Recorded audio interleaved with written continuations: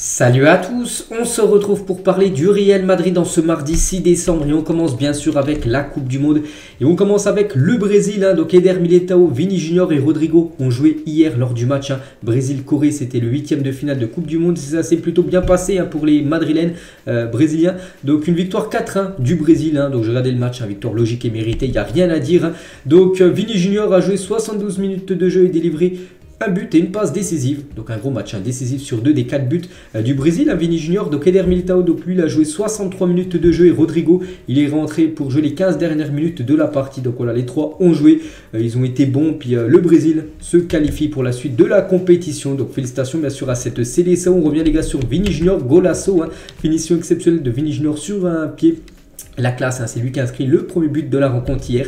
Vini Junior, donc un but, une passe, un dribble et 2 chances créées lors de la première mi-temps tout simplement lors de ce match contre la Corée. Grosse prestation bien sûr de Vini. Et Vini est le plus jeune joueur brésilien à marquer dans un match élimination directe de Coupe du Monde depuis Ronaldinho en 2002. Pour vous montrer l'exploit bien sûr de la pépite et le crack Vini Junior. Et lors de cette Coupe du Monde, on peut voir qu'il est décisif contre la Serbie. Lors du premier match, il avait été auteur d'une passe décisive contre la Suisse. Bon, il n'avait pas marqué ni fait de passe D. Contre le Cameroun, il n'était pas rentré en cours de jeu. C'était l'équipe quasiment des remplaçants qui avait joué cette rencontre. Et hier, buteur et passeur D. Donc impliqué sur 3 buts en 3 matchs. Vini Junior qui est en train de réaliser une magnifique Coupe du Monde. Il a dit nous allons et voulons danser jusqu'à la fin, parce que vous savez que le Brésil, quand il marque des buts, il faut une petite danse. Donc voilà, il aimerait danser jusqu'à la fin, bien sûr jusqu'à la finale, en marquant des buts, peut-être en gagnant bien sûr cette finale. Il a également eu un petit message sur Pelé. Pelé nous donne de la force.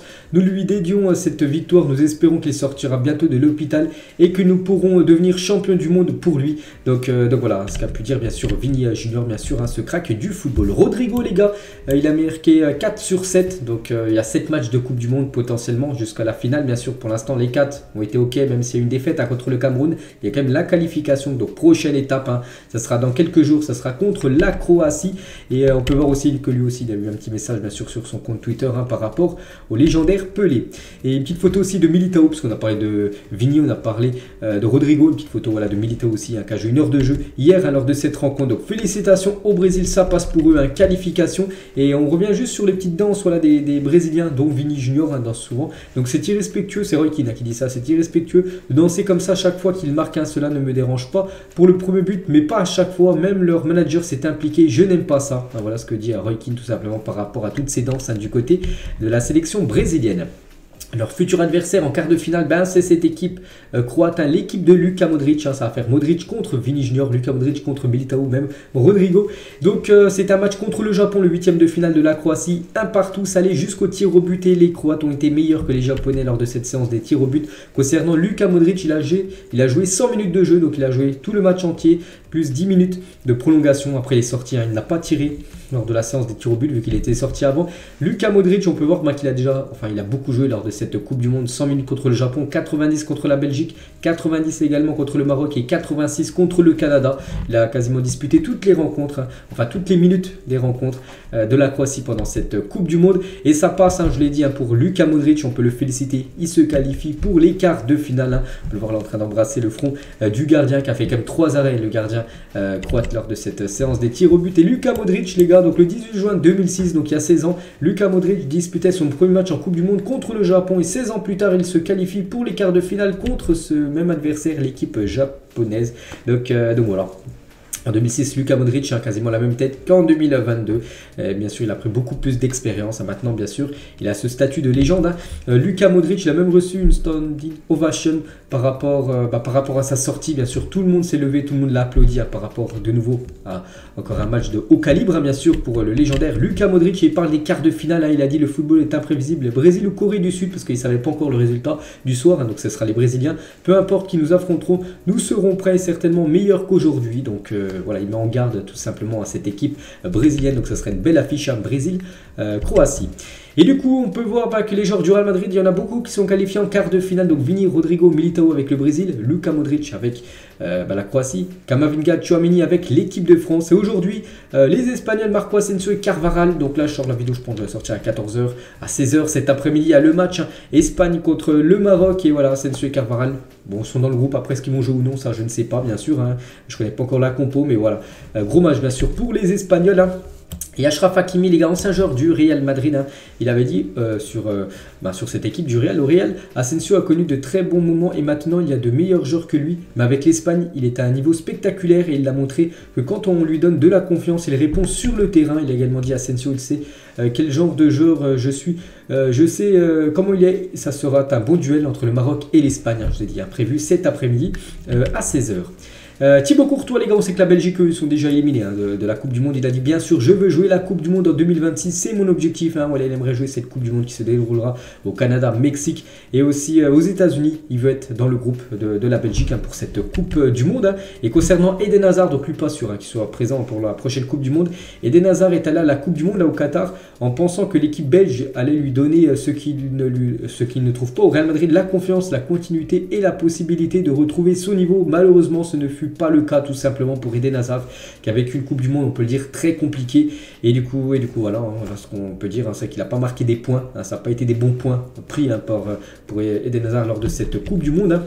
Et le Real Madrid, les gars, change pas d'idée. Hein. Le Real Madrid accueillerait favorablement un départ d'Eden Hazard pour rentabiliser le fort investissement réalisé sur le joueur en 2019. Le fort investissement, c'est plus de 150 millions d'euros, bonus compris, que le Real Madrid avait injecté en achetant tout simplement Eden Hazard à l'époque, hein, joueur de Chelsea.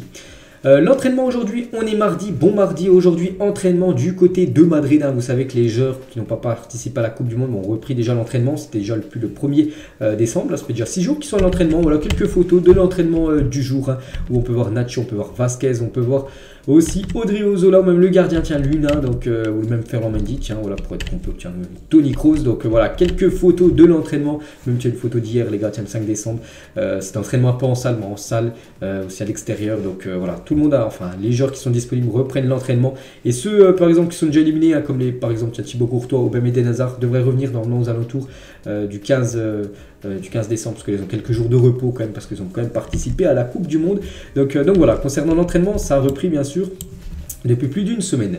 Concernant la Liga, c'est vrai que la Liga, c'est dans moins d'un mois. Et officiel, la Liga a dévoilé les dates et horaires de la 16e journée de championnat. Et le Real Madrid affrontera l'équipe de Villarreal. Ça sera le samedi 7 janvier à 16 h 15 au stade de Villarreal, tout simplement. Donc voilà, les horaires et les dates commencent à être fixées, bien sûr, pour les prochaines rencontres de Liga. Parce que la Coupe du Monde, c'est bientôt fini. Il reste plus que 10 matchs de Coupe du Monde. Puis après, voilà, ça sera retour, bien sûr, des championnats. Et Ancelotti, les gars, et Antonio Pintus, le préparateur physique de cette équipe, n'ont qu'un seul objectif, récupérer la meilleure version de Karim Benzema pour la deuxième et décisive partie de saison. Hein. Donc c'est quoi l'objectif? Donc Ancelotti et Pintus travaillent pour élaborer un plan d'entraînement qui permettra à Karim d'accumuler une bonne charge de travail jusqu'à ce qu'il revienne à la compétition et laisse derrière lui les problèmes musculaires qui ont limité ses performances lors de cette première partie de saison qui est quand même compliquée. On sait qu'il a été souvent blessé, regardez, il a même été forfait lors de la Coupe du Monde avec l'équipe de France. Donc voilà, vraiment l'objectif de Pintus et Ancelotti, c'est de retrouver la meilleure version de Karim, donc la version en début d'année où il a été performant surtout en Ligue des Champions. Voilà, bien sûr, on aimerait revoir ce Karim là pour la deuxième partie de saison là qu'attend l'équipe madrilène. Et le sosie de Karim Benzema était en tribune lors du match, c'était entre l'équipe de France et l'équipe de Pologne, c'était avant-hier. Et voilà, il y a le sosie de Karim Benzema, c'est vrai que tu ressembles un peu, bien sûr, cette personne. On va parler un petit peu info transfert, les gars, dès le 6 et le 1er janvier, c'est l'ouverture du mercato. Une très grosse info concernant Endrick, et le Real Madrid aurait bel et bien battu le PSG Chelsea pour le crack Endrick. Donc Endrick, les gars, c'est quasiment fait, ça y est, il devrait signer du côté du Real. Donc le Real Madrid est actuellement pour parler officiel, j'ai bien dit officiel, voilà, il est pour parler. N'oubliez pas qu'il y avait seulement le PSG qui avait fait une offre, c'était le père d'Endrick qui l'avait dit. Donc maintenant, voilà, c'est officiel, le Real Madrid a fait une offre pour Endrick. Donc voilà, donc on s'attend à ce que le transfert soit terminé avant la fin du mois de décembre. Voilà, donc c'est Fabrizio Romano qui donne cette offre. Donc vous connaissez le journaliste italien, quand il dit ça, les gars, il dit pas ça pour rien. Donc voilà, ça sent très très bon, les gars, pour Endrick. Nouveau joueur du côté du Real. Donc le PSG, Barcelone, Chelsea voulaient tous Endrick, mais le Real Madrid a battu la concurrence et a désormais la préférence du joueur. Un accord entre Palmeiras et le Real est désormais considéré comme une question de temps et devrait intervenir en décembre. Donc on est le 6, ça pourrait intervenir pendant le mois de décembre. Après, j'ai pas la date exacte, bien sûr. Donc vraiment, s'il venait à signer, ce serait un pré-contrat, bien sûr. Donc après, il ne viendrait pas directement à Madrid, il viendrait au club en 2024 parce qu'actuellement il a 16 ans. Il peut venir que en Europe à ses 18 ans, donc dans 2 ans. Donc le joueur arrivera en 2024 si ça venait être officiel. Mais ça sent très très bon, les gars, c'est quasiment officiel. La signature de Endrick, son pré-contrat du côté du club. Et c'est une énorme bonne nouvelle. Concernant ce joueur aussi que le Real Madrid a ciblé énormément pour le prochain mercato, c'est Bellingham. Le gros problème, c'est qu'il est en train de faire une belle Coupe du Monde. Et vu qu'il fait une belle Coupe du Monde, son prix explose. La Coupe du Monde a fait exploser le prix de Jude Bellingham. On parle de 150 millions d'euros, un montant que le Real Madrid ne veut pas mettre sur la table. Le Real Madrid considère que l'opération échappe à toute logique et pourrait mettre en péril la stabilité économique du club. Voilà, le Real Madrid ne veut pas se mettre dans le rouge voilà, pour s'offrir Bellingham, même si c'est un joueur que du côté de Madrid, on pense que ça serait la transition parfaite pour l'après Modric, l'après Kroos, l'après Casemiro, Casemiro qui a déjà quitté le club, donc un joueur voilà, qui pourrait être le remplaçant d'un des trois bien sûr. Donc voilà, le problème c'est qu'il coûte beaucoup d'argent et voilà, le Real Madrid ne veut pas non plus se mettre dans le rouge concernant ce joueur. Donc il y a le Real, il y a toujours Liverpool et Manchester City bien sûr, qui sont quand même les trois gros clubs qui sont intéressés par Bellingham, on verra. Donc voilà. Et toujours avec lui les gars, donc au Qatar, un fan du Real Madrid a approché Jude Bellingham en lui disant de venir au Real Madrid. Réponse de Jude, on verra. Il a dit sur une vidéo. Le fan en a profité pour rappeler aussi à Jordan Henderson que le Real Madrid avait battu Liverpool en finale de Ligue des Champions, parce que ce fan a vu les joueurs anglais. Donc là il y a Bellingham, et juste à côté de lui Henderson, son collègue anglais mais qui joue du côté de Liverpool. Il a envoyé aussi un petit pic à Henderson pour lui dire que le Real avait battu Liverpool en finale de Ligue des Champions. Donc voilà, il a dit on verra. Mais bien sûr après lui, il peut peut-être aussi vouloir venir du côté de Madrid. Après bien sûr il faut que le montant du transfert soit ok pour les deux parties, et ça comme je l'ai dit pour le Real Madrid pour l'instant ça coince parce que vu qu'il fait une grosse Coupe du Monde, son prix explose. Lui aussi les gars, il est en train de faire une belle Coupe du Monde et lui aussi le Real Madrid garde un œil attentif sur lui. Le Real Madrid regarde Cody Gakpo avec intérêt pour cette Coupe du Monde, donc lui aussi ça coûte très très cher. Donc après il y a surtout Manchester United qui est intéressé par le joueur, mais le Real Madrid garde un œil attentif sur lui. Concernant ce joueur, c'est vrai que c'est que des pépites les gars. On a parlé de Hendrick, on a parlé de Bellingham. Hendrick ça a 16 ans, Bellingham les gars ça a 19 ans, Cody Gakpo ça a 23 ans, bon il est un peu plus vieux mais il est encore très jeune. Lui les gars il est encore très jeune, c'est Gvardiol, il a 20 ans, vraiment le Real Madrid c'est une équipe, en plus je vous l'ai dit il y a quelques jours, qui recrute énormément des joueurs jeunes. Et Gvardiol les gars, qui avait fait une déclaration, je l'avais dit fin de semaine dernière, je crois que c'était samedi, qu'il aimerait jouer un jour au Real Madrid, et le Real Madrid est très impliqué pour Joško Gvardiol. Le joueur n'a pas de clause libératoire du côté du RB Leipzig et son agent. Il a dit bien sûr de nombreux grands clubs se sont renseignés sur lui, mais Joško a un contrat long terme avec Leipzig et il est totalement heureux là-bas. Son développement est incroyable et il joue très bien avec Marco Rose, donc le coach du VVB. Il a également dit concernant un éventuel transfert à l'été 2023, nous ne sommes pas pressés et je peux préciser qu'il n'y a aucun accord préalable avec aucun club pour l'instant. Donc voilà, je sais que Chelsea avait proposé plus de 90 millions d'euros pour ce joueur, comme l'été dernier ça a été refusé par Leipzig. Donc voilà, aussi un joueur qui pourrait potentiellement être un futur joueur madrilène.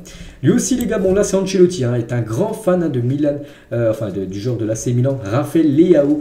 Donc lui aussi c'est un gros montant. Bon après le Real Madrid ne peut pas s'ouvrir tout le monde, là c'est quasiment des joueurs qui coûtent à chaque fois plus de 100 millions d'euros, que ce soit Bellingham, que ce soit Gakpo, que ce soit Rafael Leao, parce que je pense pas qu'il coûte en dessous des 100 millions d'euros vu ce qu'il fait et vu son âge très jeune.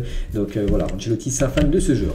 Concernant ce joueur, bon lui ce sera un prix beaucoup plus bas. Il intéresse énormément Ancelotti, donc le Lobotka est l'un des favoris pour renforcer le milieu de terrain du Real Madrid pour la saison prochaine. Les contacts entre Madrid et Naples sont déjà en place. Le joueur aimerait revenir en Liga. Je ne me souviens plus dans quel club il avait joué en Liga dans le passé, mais je sais qu'actuellement il joue en Italie, du côté de Naples. Et voilà, le Real Madrid garde un œil très attentif parce que lui, économiquement, ça peut le faire, bien sûr. C'est pas non plus un énorme montant, ça peut vers les 25-30 millions d'euros. Et bien sûr, ça pour le Real Madrid, il n'y a pas de souci. Et toujours avec Madrid, toujours avec le mercato. Vous avez vu, il y a de plus en plus d'infos de mercato parce que c'est bientôt l'ouverture du mercato. La Juve, Tottenham et le Real Madrid et le FC Barcelone sont les favoris pour recruter Pedro Porro, les gars. Donc c'est un défenseur droit. On sait que le poste de défenseur droit du côté de Madrid, c'est un gros problème comme depuis quelques saisons, parce que Carvajal, ça commence à être limité. Donc ce joueur les gars qui joue du côté du Sporting intéresse énormément des clubs, donc l'équipe du Real Madrid. On va parler d'un jeune joueur les gars, Nico Paz, donc c'est un joueur de l'équipe B. On peut voir qui prolonge son contrat avec le Real Madrid, donc on le félicite, peut-être un joueur qu'on pourrait voir un jour avec l'équipe première. On va parler aussi du fils de Marcelo, l'ancienne légende du Real, est aujourd'hui de retour à Madrid pour que Enzo, donc son fils, voilà, un fils de Marcelo, signe son contrat au Real Madrid. Enzo Vieira évolue au poste de numéro 9, donc voilà, il joue maintenant avec les catégories jeunes, il jouait déjà avec les catégories jeunes mais il prolonge en gros. Voilà, un nouveau contrat. Donc lui aussi, peut-être un jour, on pourrait le voir avec l'équipe première comme son papa, mais il ne joue pas le même poste. Hein. Lui, il est buteur. Sous contrat jusqu'en juin 2023, la deuxième partie de saison définira l'avenir de Dani Ceballos. Prolongation des parts libres, Ceballos doit décider et son importance dans les plans d'Ancelotti sera cruciale pour les faire pencher la balance d'un côté ou de l'autre. Voilà, là aussi, tout est dit. Fin de contrat en juin 2023, il va falloir prendre une décision concernant Dani Ceballos. Est-ce qu'il sera prolongé ou est-ce qu'il sera vendu ou est-ce qu'il quittera le club libre? Concernant Jesus Valero, donc un joueur qui joue très peu, on va pas se mentir, conscient de son rôle dans l'effectif. Alors que le reste de l'effectif est en vacances, il s'est entraîné avec le Castilla, donc l'équipe B. Il sait qu'il y aura de nombreux matchs en deuxième partie de saison. Il en veut au top quand Ancelotti fera appel à lui. C'est qu'Ancelotti avait dit que les joueurs qui jouent beaucoup moins lors de la première partie de saison joueraient beaucoup plus après la Coupe du Monde, parce qu'il va falloir faire souffler tous les joueurs là qu'on joue la Coupe du Monde. Donc peut-être Valero les gars pour avoir beaucoup de temps de jeu. C'est pour ça qu'il s'est beaucoup entraîné avec l'équipe B du Real Madrid là pendant cette période de Coupe du Monde. Mariano, c'est qui ne fait pas partie des plans du Real, bon ça tout le monde le sait, lui aussi le sait, et qu'à chaque mercato son nom est venu au premier plan pour être vendu, mais son gros salaire et l'absence de destination à son goût ont bloqué son départ. Je ne sais plus il est en fin de contrat quand, je crois, j'espère en fin de saison, parce que là ça commence à être un souci bien sûr, Mariano Diaz, voilà, parce qu'il touche un gros salaire, il ne veut pas l'ailleurs, parce qu'il aimerait toucher le même salaire ailleurs, et ça bien sûr c'est compliqué, parce qu'il n'a pas non plus un niveau de jeu énorme, donc on verra, et je crois qu'il est en fin de contrat en fin de saison, et ça bien sûr serait une bonne nouvelle pour le club, comme ça il pourrait être enfin vendu ou libéré de son contrat. David Alaba les gars, en couverture du journal JQ Germanie, donc quelques déclarations de David Alaba, le fait que je connaisse Ancelotti et que Kroos et sa femme nous ont accueillis à bras ouverts a accéléré mon adaptation du côté de Madrid. Je remercie aussi toute l'équipe qui m'a très bien accueilli dès le premier jour, je me suis tout de suite senti très à l'aise du côté du Real. Il parle aussi de la décision de quitter le Bayern Munich, a été l'une des plus difficiles de ma vie, j'ai pris le temps de réfléchir longuement et d'avoir beaucoup de conversations avec ma famille et mon entourage. Il a pris conseil avec son entourage si c'était la bonne décision de quitter cette équipe du Bayern pour changer de pays, changer de culture, tout ça, quitter l'Allemagne pour rejoindre l'Espagne. Donc on pense que oui, je pense qu'il a pris le bon choix, bien sûr, David Alaba. Toujours avec lui, je suis venu avec des objectifs et des rêves. Le Real est l'un des plus grands clubs du monde. On ne pouvait pas s'attendre à ce que cela fonctionne si bien. Mais quand je repense à ma première saison à Madrid, le bilan n'est que positif, bien sûr, pour Alaba. Toujours avec lui, nous savons qui nous sommes et quelles sont nos forces dans l'équipe. Le Real Madrid est synonyme de succès. Nous croyons toujours que nous pouvons tout gagner, bien sûr, ils ont quasiment tout gagné la saison dernière, 4 titres je crois, et donc là ce sera quasiment bien parti. Bon, ils ont déjà la Super Coupe d'Europe qui est déjà remportée pour cette saison, bien sûr il y a la Liga, il y a la Super Coupe d'Europe les gars qui est dans pas longtemps, dans un mois à peu près je crois, en plus je crois que le 6 il y a un match, le 6 janvier, début, dans un mois jour pour jour sera la Super Coupe d'Europe, ce sera peut-être le prochain, Super Coupe d'Espagne plutôt, qui sera jouera en Arabie Saoudite, ce sera peut-être le prochain trophée pour le Real Madrid. Et pour finir, dernière déclaration de David Alaba, j'ai de bonnes relations avec Toni Kroos et Rudiger, que je connais depuis longtemps. Hazard et Benzema sont aussi des gens avec qui je passe du temps en dehors du terrain. Et Luka Modric est presque devenu une sorte de grand frère pour moi ici. Donc voilà, il s'est très bien acclimaté bien sûr à son nouveau club de Madrid. On va parler, pour finir cet épisode, juste on parle souvent des catégories jeunes. Par exemple les U19 les gars, l'équipe de Raoul. Donc le Real Madrid Castilla fait match nul 1-1 contre Cultural Leonesa. Avec ce match nul, les hommes de Raoul sont 3e à 5 points de la première place. Donc félicitations aux jeunes joueurs. On peut voir un Ribas avec ce numéro 10. Dans pas longtemps il sera en équipe première. Et concernant les filles les gars, on finit cet épisode avec les filles. Donc l'équipe féminine du Real Madrid s'est imposée 4-1, donc c'était dimanche contre l'équipe de Levante. Avec cette victoire, les Madrilènes sont toujours 2e à 8 points de la première place, avec encore un match en retard à disputer. Donc c'est le Barça qui est devant. Elles sont compliquées à revenir sur les Blaugrana, mais voilà, le Real Madrid féminin 2e de cette Liga féminine. Donc voilà les gars ce qu'il y a à dire aujourd'hui. J'espère que ça vous a plu. On se retrouve demain. On parlera cette fois-ci du FC Barcelone. Bonne journée à vous et à demain. Et concernant le Real, ça sera jeudi. À demain.